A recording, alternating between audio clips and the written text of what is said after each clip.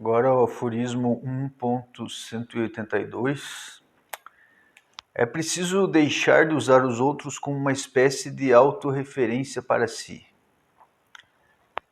1.183. Fazer de si um parâmetro para si mesmo. Ordem de maior coragem. 1.184. Aquele que faz de uma oportunidade de crescimento individual uma oportunidade de crescimento para a humanidade, está justificando sua existência, está dizendo que não basta viver, é preciso expandir a vida. 1.185. Você ser um modelo do homem que gostaria de ver habitando esta terra. Então, uma menção ao que o Gandhi disse, né? 1.186. Não basta frutificar, é preciso repartir os frutos. 1.187, ponto infinito.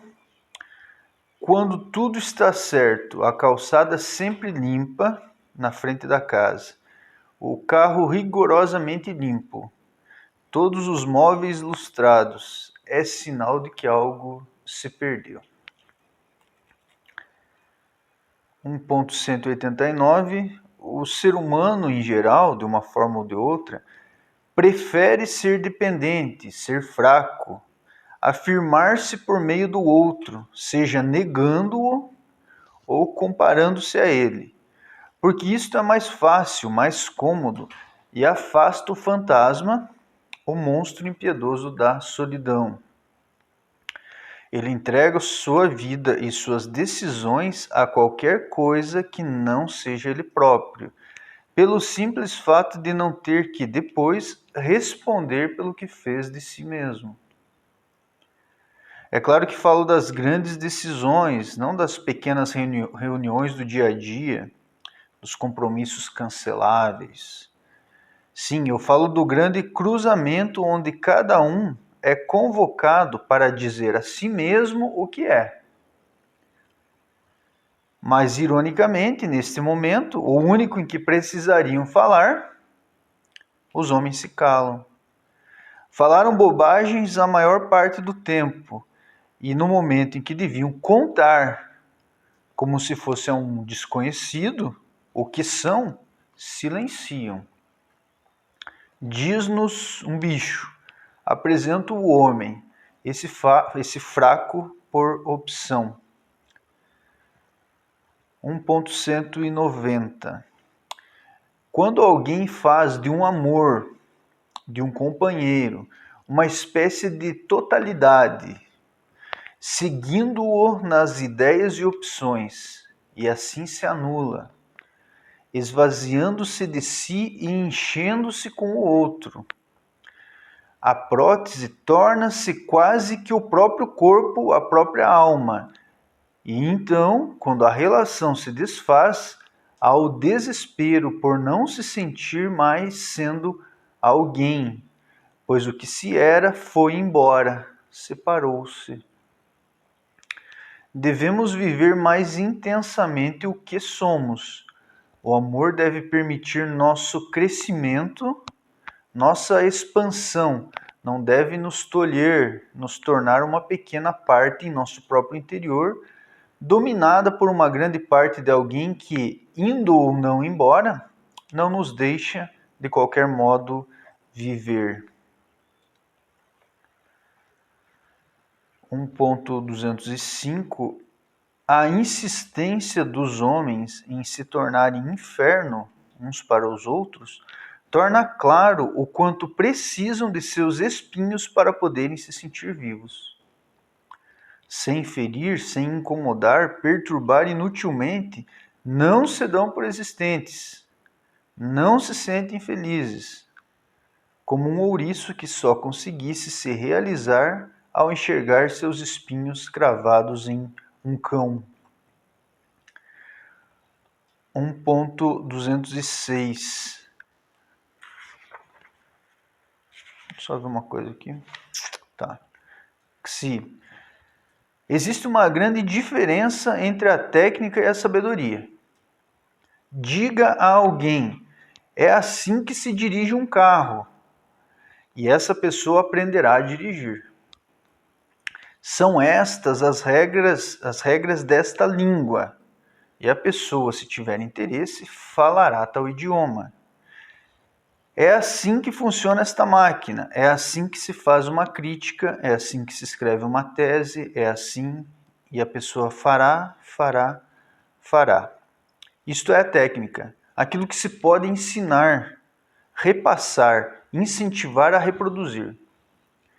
Agora, diga a alguém, seja Darwin, seja Kepler, seja Fernando Pessoa, e aí seja Clarice Lispector, seja Joana d'Arc, seja, enfim, né? E ainda que sejam atirados sobre ele livros, tratados, regras, não se pode fazer desse alguém um gênio, um sábio. Um gigante se faz por si mesmo através da vida, ao tomar-se em suas mãos, ao obedecer, sim, ao destino, mas também ao fazer com que o destino o obedeça. 1.207 Assim falou Nietzsche, que o homem corajoso não se deixa levar pelo instinto de conservação, mas por um impulso de crescimento. No entanto, o homem comum, não superior, não corajoso, também se guia pelo impulso de crescimento e faz disso sua conservação. Mas, óbvio, trata-se de um crescimento externo por meio de coisas, objetos, pessoas e até pensamentos alheios. É preciso crescer por si, aumentar-se sem próteses, sem outros elementos que não o próprio espírito e o próprio corpo.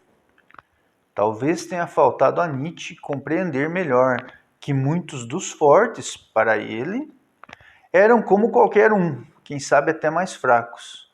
E o que ele deveria distinguir era se o crescimento deles se dava pelas próprias forças ou se por meio daquilo que se tornou, para eles, prótese.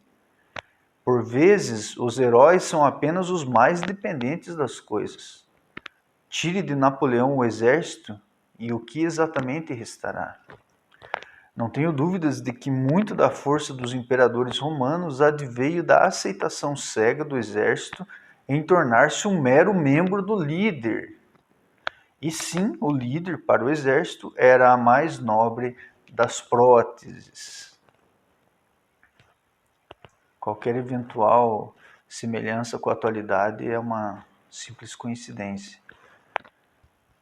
1.207.1 Minha filosofia busca o homem no homem, o homem que avança além de suas crias protéticas. 1.208 Lutar contra a insanidade pode parecer loucura, e talvez até deva parecer, mas é o nosso ato mais são. E inspirá-lo, aqui se resume a nossa política. Então, aqui termina o capítulo da solidão, em que algumas ideias foram apresentadas, como a ideia da nuclearidade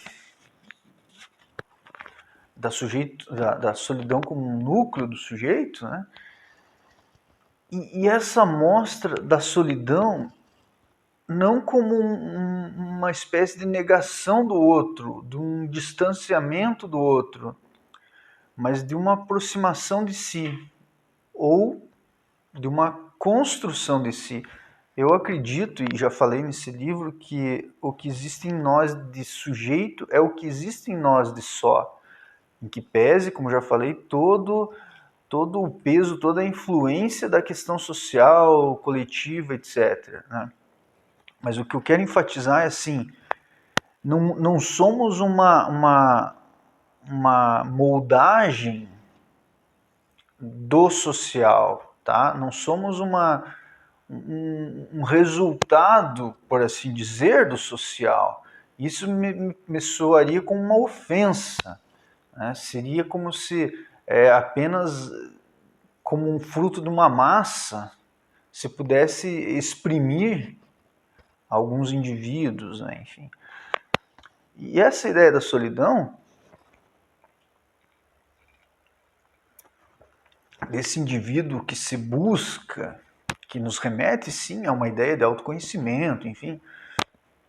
Essa ideia da solidão, ela é também, por um outro lado, um outro modo de ir ao próximo. Eu acredito que vai melhor ao outro aquele que se é, porque aí ele não busca no outro um complemento. E quando ele dá algo, ele dá de si. Ele não dá do que o cerca, né? Então, me parece que o solitário ele oferece mais, porque ele se oferece, né? E essa ideia, né, de que a solidão é um mal, de que ela nos remete enfim, a estados de sofrimento, a um mal-estar, enfim, é uma ideia da nossa cultura, da nossa sociedade, principalmente, acredito, depois da Segunda Grande Guerra, enfim, em que é preciso ser feliz, em que a felicidade se tornou uma obrigação, como já foi falado, mas uma obrigação a ser cumprida, enfim, executada com outras pessoas, né? Com a família, enfim. Quando, na verdade, muitas vezes a família também é uma prótese. Há que se dizer isso, que a amizade às vezes é uma prótese, que, enfim, como eu falei, de certa forma, o amor é uma prótese. Você tem uma outra pessoa e essa pessoa é um complemento teu, é o teu sustentáculo, para não dizer a tua totalidade, muitas vezes, né? Nessa cultura da entrega, né? Nessa anti-autonomia, por assim dizer.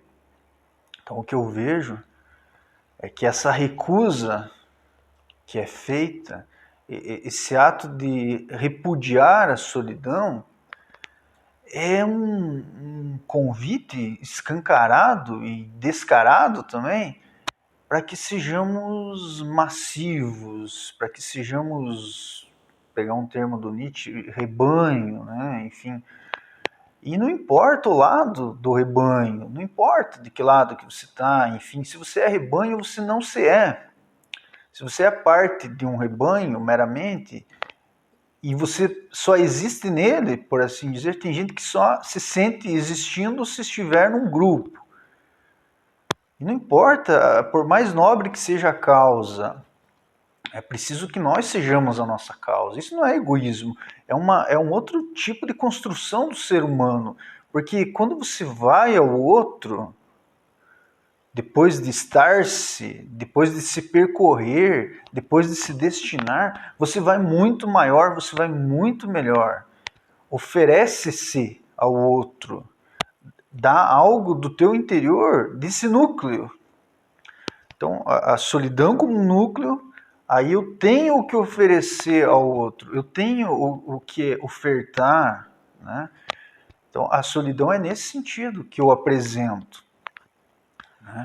Não é um recurso escapista, não é um recurso de negação, é uma autoafirmação, é uma busca por saber quem somos, ou pelo menos perguntar quem somos, quando não for viável a resposta, né?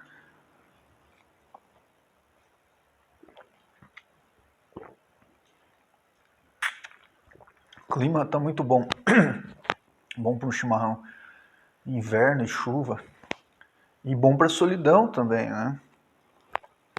Então, para encerrar essa apresentação da solidão, eu não quero também que isso pareça